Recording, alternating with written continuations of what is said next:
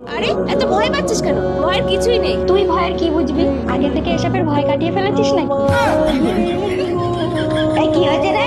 কি আর হবে, তোমার নাতনি সোহাগ রাতে ভূতের ভয় পাচ্ছি। ও বুঝেছি, তাহলে তুই যা, আমি দেখছি। এই রে, ফুলসজ্জা যেখানে থেমে যাবে সেখানে একটু জোর করে কথা বলবি। তারপরে কি করতে হবে আমি বাইরে থেকে সব বলে দেবো। এই যা, এখন যা, আর তোমার ভিতরে আছে কি করবে তার ঠিক নেই।